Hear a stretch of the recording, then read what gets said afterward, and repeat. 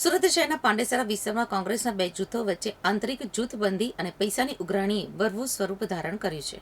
સુરત શહેર કોંગ્રેસના મહામંત્રી અવનીશ તિવારી ઉપર 84 વિધાનસભા યુથ કોંગ્રેસના ઉપપ્રમુખ પ્રિન્સ પાંડે અને તેના 15 જેટલા સાગરીતોએ જીવલેણ હુમલો કરતા ચકચાર મચી ગઈ છે. છેલ્લા 4 દિવસથી અવનીશ તિવારી અને પ્રિન્સ પાંડે વચ્ચે પૈસાની લેતી દેતી બાબતે વિવાદ ચાલી રહ્યો હતો. અવનીશે પોતાના આપેલા પૈસા પરત માંગતા મામલો બિચકાયો હતો. આરોપ છે કે પ્રિન્સ પાંડે આ વિવાદમાં સમાધાન કરવાના બહાને અવનીશ તિવારીને બોલાવ્યા હતા. જ્યારે અવનીશ ત્યાં પહોંચ્યા ત્યારે પ્રિન્સ પાંડે અને તેના 15 જેટલા સાથીદારોએ લોખંડના સળિયા અને ફટકા વડે તૂટી પડ્યા હતા. આ હુમલામાં અવનીશ તિવારીને માથાના ભાગે ગંભીર ઈજાઓ પહોંચી હતી, જેમાં તેમને 6 ટાંકા આવ્યા છે. હાલ તેઓ ગંભીર હાલતમાં હોસ્પિટલમાં સારવાર હેઠળ છે.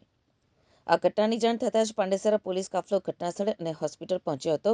પોલીસે અવિનાશ તિવારીની ફરિયાદના આધારે પ્રિન્સ પાંડે અને તેના સાગરીતો વિરુદ્ધ ગુનો નોંધી આગળની તપાસ હાથ ધરી છે. સુરત શહેરમાં રાજકીય આલમમાં ગરમાવો લાવે તેવી એક ઘટના સામે આવી છે, જેમાં કોંગ્રેસના બે હોદ્દેદારો વચ્ચે પૈસાની લેતી દેતીના મામલે લોહિયાળ જંગ ખેલાયો છે.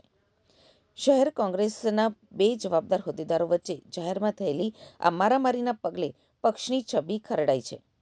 સ્થાનિક રાજકારણમાં આ ઘટના ટોપ ઓફ ધ ટાઉન બની છે. પક્ષ દ્વારા આ મામલે શિસ્તભંગના પગલાં લેવામાં આવે છે કે કેમ તે હવે જોવાનું રહ્યું. मेरा नाम अवनीश तिवारी है। मैं सूरत शहर कांग्रेस का महामंत्री हूँ। मेरा प्रिंस पांडे से पैसे लेती देती में झगड़ा हुआ था। कल गाली गलौज हुआ, जिसके कारण मैं उसके घर पे भी गया पैसे के लिए। तो आज सुबह में सूरत शहर प्रमुख विपुल भाई उर्धना वाले ने मुझे फ़ोन किया कि उनके पास जाइए, आप माफ़ी मांगिए। मैं उनसे माफ़ी मांगने गया। वो लोग पूरे 15 लोग थे, मिल करके मुझे सरिया से पटका से सबसे मारना चालू कर दिया। प्रिंस पांडे उसका नाम है। वो 84 विधानसभा का उप वाइस प्रेसिडेंट है यूथ कांग्रेस का। पैसे लेने देने का सब 4 दिन से चल रहा था। मारने का मुझे भी नहीं पता। मेरे को बोला कि आजा, मैंने उसको कॉल भी किया।